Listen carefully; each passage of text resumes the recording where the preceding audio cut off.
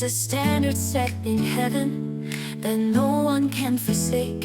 It's the line by which all measure. Hi welcome back to my channel. ನನ್ನ last ವಿಡಿಯೋಗಳಲ್ಲಿ ಒಂದು 3-4 ಜನ ma'am ನಿಮ್ಮ ಸ್ಕಿನ್ ಆಫ್ಟರ್ ಪ್ರೆಗ್ನೆನ್ಸಿ ಇನ್ನೂ ಗ್ಲೋ ಅನ್ನಿಸ್ತಾ ಇದೆ, ಸೀಕ್ರೆಟ್ ಏನು, ನಿಮ್ಮ ಸ್ಕಿನ್ ಗ್ಲೋ ಇರೋದಕ್ಕೆ ಏನು ಮಾಡ್ತಾ ಇದ್ದೀರಾ ಅಂತ ಎಲ್ಲ ಕೇಳ್ತಾ ಇದ್ರಿ.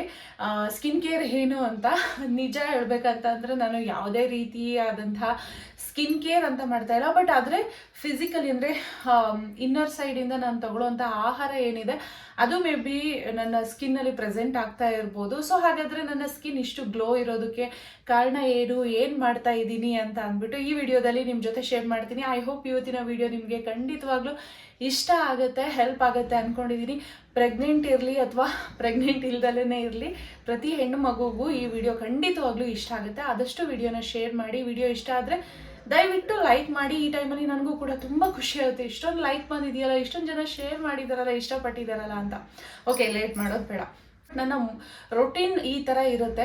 ಸೊ ನಾನು ತಗೊಳ್ಳುವಂತಹ ಫುಡ್ ನನ್ನ ಸ್ಕಿನ್ ಮೇಲೆ ಪ್ರೆಸೆಂಟ್ ಆಗ್ತಾ ಇದೆ. ಬೆಳಗ್ಗೆ ಎದ್ದಿದ ತಕ್ಷಣ ಏನು ಮಾಡ್ತೀನಿ ಅಂತಂದರೆ ಬಿಸಿ ನೀರನ್ನು 1 ಲೋಟದಷ್ಟು ಬಿಸಿ ನೀರನ್ನು ನಾನು ಕುಡಿತೀನಿ. ಅದಾದಮೇಲೆ ರಾತ್ರಿನೇ ಬಾದಾಮಿ ಮತ್ತು ಏನು ಅಂಜೂರ ಇರ್ಬೋದು ಮತ್ತು ಹಾಗೆ ಒಣ ದ್ರಾಕ್ಷಿ ಇರ್ಬೋದು ನೀರಲ್ಲಿ ನೆನೆಸಿಟ್ಟು ಬೆಳಗ್ಗೆ ಅದನ್ನು ಖಾಲಿ ಹೊಟ್ಟೆಗೆ ತೊಗೊಳ್ತೀನಿ. ಇದು ಬೇಬಿ ಗ್ರೋತ್ಗೆ ಇರ್ಬೋದು, ಬ್ರೈನ್ ಡೆವಲಪ್ಮೆಂಟ್ಗೆ ಇರ್ಬೋದು ಮತ್ತು ಸ್ಕಿನ್ಗೆ ಇರ್ಬೋದು, ಕಂಪ್ಲೀಟಾಗಿ ತಾಯಿ ಮತ್ತು ಮಗುವಿಗೂ ಇದು ಒಂದು ಕಂಪ್ಲೀಟ್ ಫುಡ್ ಅಂತ ಹೇಳ್ಬೋದು. ಹಾಗಾಗಿ ಇದನ್ನು ತಗೊಳ್ತೀನಿ. ಅದಾದಮೇಲೆ ಬ್ರೇಕ್ಫಾಸ್ಟ್ ಆದಮೇಲೆ ಪ್ರೋಟೀನ್ ಪೌಡರ್ ಕೊಟ್ಟಿದ್ದಾರೆ, ಪ್ರೋಟೀನ್ ಪೌಡರ್ನ ತಗೊಳ್ತೀನಿ. ಆ್ಯಂಡ್ ಮಿಡಲಲ್ಲಿ ಬಂದು ಫ್ರೂಟ್ಸು. ಸೊ ನೀವೇನು ಬ್ಯಾಸ್ಕೆಟಲ್ಲಿ ನೋಡ್ತಾ ಇದ್ದೀರಾ, ಇಷ್ಟು ಫ್ರೂಟ್ಸ್ ನಾನು ಮತ್ತು ನನ್ನ ಮಗಳೇ ಖಾಲಿ ಮಾಡಿಬಿಡ್ತೀವಿ. ಬಿಕಾಸ್ ಎಕ್ಸ್ಪೆಷಲಿ ನಾನೇ ಸ್ವಲ್ಪ, ಯಾಕೆ ಅಂತಂದರೆ ಏನಾದರೂ ತಿನ್ನಬೇಕು ಅಂತ ಅನಿಸ್ತಾ ಇದ್ದಾಗ, ಈಗ ನನಗೆ 6 ಕಂಪ್ಲೀಟ್ ಆಗಿ 7 ನಡೀತಾ ಇದೆ. ಸ್ವೀಟ್ಸ್ ಜಾಸ್ತಿ ತಿನ್ನಬೇಕು ಅಂತ ಅನಿಸ್ತಾ ಇರುತ್ತೆ, ಹಂಗೂ ಹಿಂಗೂ ತಿಂತಾ ಇರ್ತೀನಿ. ಅದ್ರ ಜೊತೆಗೆ ಹಣ್ಣುಗಳು ಜಾಸ್ತಿ, ಹಣ್ಣು ತಿನ್ನೋದು, ಜ್ಯೂಸ್ ಇರ್ಬೋದು, ಅಥವಾ ನನಗೆ ಸೀತಾಫಲ, ನನ್ನ ಮಗಳು ಪ್ರೆಗ್ನೆನ್ಸಿ ಟೈಮಲ್ಲೂ ಸೀತಾಫಲ ಜಾಸ್ತಿ ಸಿಕ್ಕಿತ್ತು. ಸೊ ಈಗಲೂ ಅದು ಸಿಗುತ್ತೆ. ಸೀತಾಫಲ ಬಂದು ಬಾಡಿನ ಕೂಲ್ ಮಾಡುತ್ತೆ, ಆ್ಯಂಡ್ ಆರೆಂಜ್ ಬಂದು ಬಾಡಿನ ಕೂಲ್ ಮಾಡುತ್ತೆ. ನನಗೆ ಈಗ ಒಂದು 2-3 ತಿಂಗಳಿಂದ ಬಾಡಿ ಸ್ವಲ್ಪ ಹೀಟ್ ಜಾಸ್ತಿ ಅಂತ ಅನಿಸ್ತಾ ಇದ್ದಿದ್ದರಿಂದ ಆರೆಂಜ್ ಈ ಥರ ಲಿಕ್ವಿಡ್ ಕಂಟೆಂಟ್ ಇರೋವಂತಹ ಮತ್ತು ವಿಟಮಿನ್ ಸಿ ಇದರಲ್ಲಿ ಎಲ್ಲ ಹೆಚ್ಚಾಗಿ ಇರೋದ್ರಿಂದ ಐ ಥಿಂಕ್ ಇದು ಬಂದು ನನಗೆ ಸ್ಕಿನ್ಗೆ ತುಂಬ ಏನು ಗ್ಲೋ ಆಗೋದಕ್ಕೆ ಮೇ ಬಿ ಕಾರಣ ಇರಬಹುದು. ಬಿಕಾಸ್ ಆರೆಂಜ್ ಇರ್ಬೋದು ಅಥವಾ ಕ್ಯಾರೆಟ್ ಇರ್ಬೋದು, ಇವೆಲ್ಲವೂ ಸಹ ವಿಟಮಿನ್ ಸಿ ಹೆಚ್ಚಾಗಿ ಇರುತ್ತೆ. ಡೈಲಿ ನಾವು ಸ್ಕಿನ್ ಕೇರ್ ಮಾಡದೆ ಹೋದ್ರೂ ಸಹ ವಿಟಮಿನ್ ಸಿ ಅಥವಾ ಇವುಗಳೆಲ್ಲ ವಿಟಮಿನ್ಸು ಮಿನರಲ್ಸ್ ಎಲ್ಲ ಹೆಚ್ಚಿಗೆ ಇರುವಂತಹ ಫುಡ್ಗಳನ್ನು, ಫ್ರೂಟ್ಸ್ಗಳನ್ನು ತಗೊಳ್ತಾ ಇದ್ದಾಗ ಆಬ್ವಿಯಸ್ಲಿ ನಮ್ಮ ಸ್ಕಿನ್ ತುಂಬಾ ಚೆನ್ನಾಗಿ ಆಗುತ್ತೆ. ಇದೊಂದು ಹೇಳಬೇಕು, ನಾನು ಪ್ರೆಗ್ನೆನ್ಸಿ ಟೈಮಲ್ಲಿ ಅಷ್ಟೇ ನಾವು ಕರೆಕ್ಟಾಗಿ ಒಂದು ಪ್ಲ್ಯಾನ್ ಮಾಡಿಕೊಂಡು ಮಗುವಿಗೋಸ್ಕರ ಅಂತ ಅಂದ್ಬಿಟ್ಟು ಹೆಲ್ತಿ ಫುಡ್ನ ತಗೊಳ್ತಾ ಇರ್ತೀವಿ. ಆವಾಗ ನಾವು ಕೂಡ ನಮಗೆ ಗೊತ್ತಿಲ್ಲದಲೇ ತುಂಬ ಚೆನ್ನಾಗಿ ಅಂತ ಕಾಣಿಸ್ತಾ ಇರ್ತೀವಿ. ಸೊ ಅದು ನಾರ್ಮಲ್ ಡೇಸಲ್ಲಿ ಏನಾಗುತ್ತೆ ಅಂತಂದರೆ ಅಯ್ಯೋ ಬಿಡು ತಿಂದ್ರಾಯಿತು, ಅಯ್ಯೋ ಬಿಡು ಅಂತ ನೆಗ್ಲೆಕ್ಟ್ ಮಾಡ್ತೀವಿ. ಸೊ ಅವಾಗ ನಮ್ಮ ಸ್ಕಿನ್ ತುಂಬ ಡಲ್ ಅನ್ನಿಸ್ತಾ ಇರುತ್ತೆ. ಸಾಕಷ್ಟು ರೆಮಿಡಿಗಳ ಕಡೆ ಗಮನ ಕೊಡ್ತಾ ಇರ್ತೀವಿ. ರೆಮಿಡೀಸ್ ಸಮಟೈಮ್ಸ್ ನೀವು ಏನು ಟ್ರೈ ಮಾಡಲಿಲ್ಲ ಅಂದ್ರೂ ನಿಮ್ಮ ಫುಡ್ಡು ಏನಿರುತ್ತೆ, ನೀವು ತಗೊಳ್ಳೋದೇನಿರುತ್ತೆ, ಅದು ಪ್ರತಿಯೊಬ್ಬರಿಗೂ ತುಂಬಾ ಹೆಲ್ಪ್ ಆಗುತ್ತೆ. ಸೊ ನೀವು ಪ್ರೆಗ್ನೆಂಟ್ ಇಲ್ದಲೇ ಹೋದ್ರೂ ನಾರ್ಮಲ್ ಆಗೇ ಗರ್ಲ್ಸ್ ಏನಿರ್ತೀರಾ ಆದಷ್ಟು ಪ್ರಾಡಕ್ಟ್ಗಳು ಅಥವಾ ರೆಮಿಡೀಸ್ಗಳ ಮೇಲೆ ಡಿಪೆಂಡ್ ಆಗೋದಕ್ಕಿಂತ ನಿಮ್ಮ ಹೆಲ್ತಿ ಲೈಫ್ ಸ್ಟೈಲ್ನ ತಗೊಳ್ಳಿ, ಹೆಲ್ತಿ ಫುಡ್ಡನ್ನು ತಗೊಳ್ಳಿ. ಸ್ವೀಟ್ಸ್ನ ಆದಷ್ಟು ಅವಾಯ್ಡ್ ಮಾಡಿ. ಬಿಕಾಸ್ ಶುಗರ್ ತುಂಬ ಬೇಗನೆ ನಮ್ಮ ಸ್ಕಿನ್ ಡಲ್ ಮಾಡಾಕತ್ತೆ. ಹಾಗಾಗಿ ವಿಟಮಿನ್ ಸಿ ಹೆಚ್ಚಾಗಿ ಇರುವಂತಹ ಸಿಟ್ರಿಕ್ ಕಂಟೆಂಟ್ ಹೆಚ್ಚಾಗಿ ಇರುವಂತಹ ಲೆಮನ್ ಇರ್ಬೋದು, ಲೆಮನ್ ವಾಟರ್ ಇರ್ಬೋದು. ಸೊ ಈ ಥರ ತಗೊಳ್ತಾ ಬರೋದ್ರಿಂದ ಐ ಥಿಂಕ್ ನಿಮ್ಮ ಸ್ಕಿನ್ ತುಂಬ ಗ್ಲೋ ಆಗೋದಕ್ಕೆ ಹೆಲ್ಪ್ ಆಗುತ್ತೆ ಅಂತ ಅಂದ್ಕೊಂಡಿದ್ದೀನಿ. ಆ್ಯಂಡ್ ಅದಾದಮೇಲೆ ಆಫ್ಟರ್ 5 months ನಾನು ಈ ಡ್ರೈ ಫ್ರೂಟ್ಸ್ದೇನಿದೆ ಅಂದರೆ ಬಾದಾಮಿ ಇರ್ಬೋದು ಅದನ್ನು 3 monthsಯಿಂದಲೇ ತಗೊಳ್ತಾ ಇದ್ದೆ. ಅಂಜೂರ ಮತ್ತು ಆಫ್ಟರ್ 5 months ಆದಮೇಲಿಂದ ಅಂಜೂರನ ಆ್ಯಡ್ ಮಾಡಿದೆ. ಇನ್ನು ನೀವು 3 months ಏನಿರುತ್ತೆ ಅಥವಾ ಪ್ರೆಗ್ನೆಂಟ್ ಅಂತ ಗೊತ್ತಾಗಿದ್ದ ತಕ್ಷಣ ಬಾದಾಮಿ ಮತ್ತು ಒಣ ದ್ರಾಕ್ಷಿನ ನೆನೆಸ್ಕೊಂಡು ತೊಗೊಳ್ಳೋದು ತುಂಬಾ ಒಳ್ಳೆಯದು. ಅದಾದಮೇಲೆ 5ನೇ ತಿಂಗಳಿಂದ ಅಂಜೂರ ಮತ್ತು ಗೋಡಂಬಿ ಇವುಗಳನ್ನ ಆ್ಯಡ್ ಮಾಡ್ಕೊಬೋದು, ಡ್ರೈ ಫ್ರೂಟ್ಸ್ಗಳನ್ನ. ಸೊ ಸ್ನ್ಯಾಕ್ಸ್ ಏನಾದರೂ ತಿನ್ನಬೇಕು ಅಂತ ಅನಿಸುತ್ತೆ ಅಂತಂದಾಗ ಹೆಲ್ತಿ ಆಪ್ಷನ್ಸ್ ಅಂತ ಸರ್ಚ್ ಮಾಡಿದಾಗ ನನಗೆ ಅಮೆಝಾನಲ್ಲಿ ನಾನು ತರಿಸಿದೆ ಇದು ಡೇಟ್ಸ್ ಒಂದು ಬರ್ಫಿ ಥರ. ಬಿಕಾಸ್ ಇದಕ್ಕೆ ಶುಗರ್ ಒಂದು ಚೂರು ಆ್ಯಡ್ ಇರೋದಿಲ್ಲ. ಅಂದರೆ ಡೇಟ್ಸ್ ಇರುತ್ತೆ ಮತ್ತು ಆಮೇಲೆ ಬಾದಾಮಿ ಇರುತ್ತೆ, ತುಪ್ಪ, ಸೊ ಕ್ಯಾಶ್ಯೂ ಇರೋದ್ರಿಂದ ಇದು ನನಗೆ ನನ್ನ ಬಾಯಿ ಸ್ವೀಟ್ ಏನಾದ್ರು ತಿನ್ಬೇಕಂತ ಅನ್ಸೋದನ್ನು ಸಹ ಕಂಟ್ರೋಲ್ ಮಾಡುತ್ತೆ ಕ್ರೇವಿಂಗ್ಸ್ನ. ಮತ್ತು ಇದು ಕೂಡ ಅಷ್ಟೇ, ಮಿನರಲ್ಸು ಇವೆಲ್ಲವೂ ಹೆಚ್ಚಾಗಿ ಇರುತ್ತೆ. ಮತ್ತು ಸತ್ಯವಾಗ್ಲೂ ಇದು ಸ್ಪಾನ್ಸರ್ ವಿಡಿಯೋ ಅಲ್ಲ. ಸೊ ನಾನು ತಿನ್ನಬೇಕಂತ ಅನ್ಸೋದಕ್ಕೆ ಸರ್ಚ್ ಮಾಡಿದಾಗ ನನಗೆ ಅಮೆಝಾನಲ್ಲಿ ಸಿಕ್ಕಿದ್ದು. ಹಾಗಾಗಿ ಸೊ ನಿಮ್ಗೆ ಯಾರಿಗಾದ್ರೂ ಕ್ರೇವಿಂಗ್ಸ್ ಅಥವಾ ತಿನ್ಬೇಕನ್ಸಿದ್ರೆ ಬೇಕಾದ್ರೆ ಟ್ರೈ ಮಾಡ್ಬೋದು. ಇಟ್ಕೊಂಡೆ ಅದಾದಮೇಲೆ ಸೀಡ್ಸ್ಗಳು, ಸನ್ಫ್ಲವರ್ ಸೀಡ್ಸ್ ಮತ್ತು ಇನ್ನೊಂದು ವಾಟರ್ ಮೆಲನ್ ಸೀಡ್ಸ್, ಹಾಗೆ ಕುಕುಂಬರ್ ಸೀಡ್ಸ್, ಇದನ್ನು 3 ತಂದು ಸಂಜೆ ಸ್ನ್ಯಾಕ್ಸ್ ಥರ ಏನಾದರೂ ಎಲ್ಲವೂ ಒಂದೊಂದು ಸ್ಪೂನ್ನಷ್ಟು ತೊಗೊಂಡು ಇದನ್ನು ತೊಗೊಳ್ತೀನಿ. ಈ ಸೀಡ್ಸಲ್ಲಂತೂ ನಿಜವಾಗ್ಲೂ ತುಂಬ ಚೆನ್ನಾಗಿದೆ. ಈಗೇನು ನಾನು ಇವನ್ನೆಲ್ಲ ಹೇಳ್ತಾ ಇದ್ದೀನಿ, ಪ್ರೆಗ್ನೆಂಟ್ ಇದ್ದವ್ರು ಅಷ್ಟೇ ಫಾಲೋ ಮಾಡೋದಲ್ಲ, ಪ್ರತಿಯೊಬ್ಬರು ಫಾಲೋ ಮಾಡಿ. ನಿಮ್ಮ ಬಾಡಿ ಎಷ್ಟು ಎನರ್ಜಿ ಅಂತ ಅನ್ನಿಸ್ತಾ ಇರುತ್ತೆ ಅಂತಂದರೆ ನಿಮ್ಮ ಬಾಯಿ ರುಚಿಗೂ ಇಷ್ಟ ಅಂತ ಅನಿಸುತ್ತೆ, ಚೆನ್ನಾಗಿ ಅಂತ. ಎನರ್ಜಿ ಲೆವೆಲ್ ಮೇಂಟೈನ್ ಮಾಡುತ್ತೆ ಆ್ಯಂಡ್ ನಿಮ್ಮ ಬಾಡಿಗೆ ಬೇಕಾಗಿರುವಂತಹ ಪ್ರೋಟೀನ್ಸ್ ಇರ್ಬೋದು, ವಿಟಮಿನ್ಸು, ಮಿನರಲ್ಸು.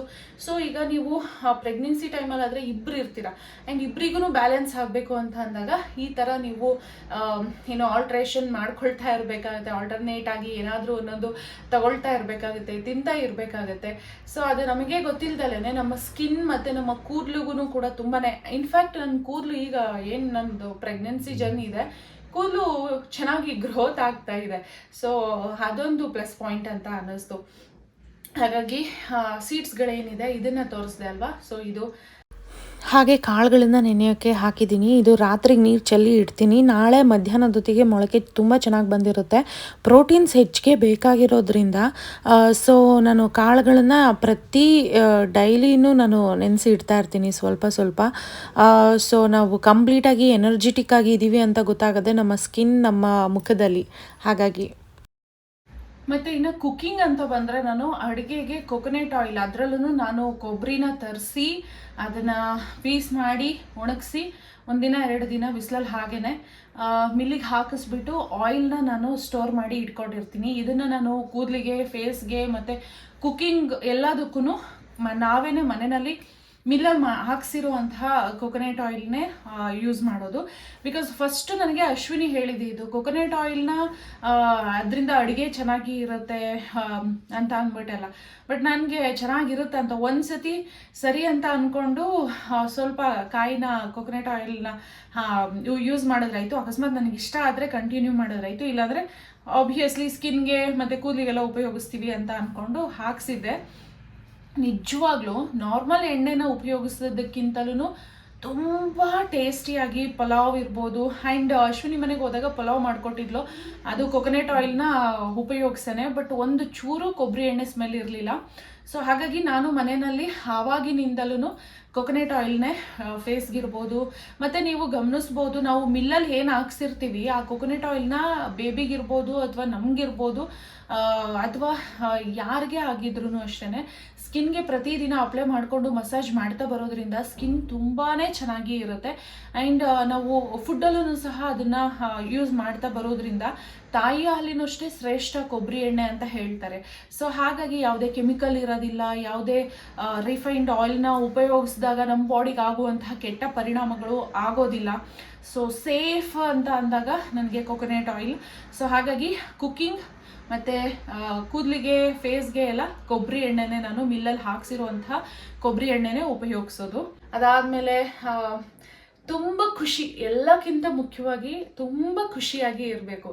ನೀವು ಎಷ್ಟು ಖುಷಿಯಾಗಿ ಇರ್ತೀರಾ, ಎಷ್ಟು ಆರಾಮಾಗಿ ಇರ್ತೀರಾ, ಅಷ್ಟು ಚೆನ್ನಾಗಿ ನಿಮ್ಮ ಸ್ಕಿನ್ ಚಾರ್ಮ್ ಹೊಡಿತಾ ಇರುತ್ತೆ, ಮಿಂಚುತ್ತಾ ಇರುತ್ತೆ ಹಾಗೇನೆ. ಸೊ ಮೇಯ್ನ್ ಬೇಕಾಗಿರೋದು ಎಲ್ಲ ಸಿಚುವೇಶನಲ್ಲೂ ನೀವು ಏನು ಕಾಲೇಜ್ ಅಥವಾ ಆಫೀಸ್ ಅಥವಾ ಪ್ರೆಗ್ನೆಂಟ್ ಯಾರೇ ಇದ್ರೂ ಎಲ್ಲ ಲೇಡೀಸು ಮೇಯ್ನು ಒತ್ತಡನ ಮಾಡ್ಕೋಬಾರ್ದು, ಪ್ರೆಷರ್ ಕ್ರಿಯೇಟ್ ಮಾಡ್ಕೋಬಾರ್ದು. ಎಲ್ಲ ಸಿಚುವೇಶನ್ನು ನೀವು ತುಂಬ ಆ್ಯಕ್ಟಿವ್ ಆಗಿ ಖುಷಿಯಾಗಿ ಅದನ್ನು ಹ್ಯಾಂಡಲ್ ಮಾಡಬೇಕು. ಸೊ ಅದು ಬಂದು ನೀವೆಷ್ಟು ಖುಷಿಯಾಗಿ ಇರ್ತೀರ, ಎಷ್ಟು ಲವಲವಿಕೆಯಿಂದ ಇರ್ತೀರ, ಎಷ್ಟು ನಗ್ತಾ ಇರ್ತೀರ, ನೀವೇನು ಬೆಳಗ್ಗೆಯಿಂದ ಎಲ್ಲ ತೊಗೊಂಡಿರ್ತೀರ, ತಿಂದಿರ್ತೀರ, ಅದನ್ನೆಲ್ಲ ಒಂಥರ ಬೂಸ್ಟ್ ಮಾಡುತ್ತೆ ನಿಮ್ಮ ಬಾಡಿನಲ್ಲಿ. ಅದು ನಿಮ್ಮ ಮುಖದ ಮೇಲೆ ಒಂದು ಕಳೆನ ಕೊಡುತ್ತೆ. ಸೊ ಹಾಗಾಗಿ ಮೇಯ್ನ್ ಖುಷಿಯಾಗಿ ಇರಿ, ಧ್ಯಾನ ಮಾಡಿ. ಆ್ಯಂಡ್ ಜಾಸ್ತಿ ಓಡಾಡಿ ಮತ್ತು ಒಳ್ಳೆ ಒಳ್ಳೆ ವಿಚಾರಗಳ ಜೊತೆ ಮಾತಾಡಿ. ಸೊ ಎಕ್ಸಸೈಸ್ ಈ ಥರ ಎಲ್ಲ ಇರುತ್ತೆ. ಆ್ಯಂಡ್ ನೆಕ್ಸ್ಟ್ ಟೈಮ್ ನಾನು ಖಂಡಿತವಾಗ್ಲೂ ಬ್ರೀಫಾಗಿ ಒಂದು ವಿಡಿಯೋನ ಮಾಡ್ತೀನಿ. ಸೊ ನನ್ನ ಸ್ಕಿನ್ ತುಂಬ ಗ್ಲೋ ಈಗ ಜಾಸ್ತಿ ಇರೋದಕ್ಕೆ ಮೇನ್ ಕಾರಣ ನಾನು ಏನೀಗ ನಿಮಗೆ ಹೇಳಿದೆ ಇವೆಲ್ಲವೂ ಕೂಡ.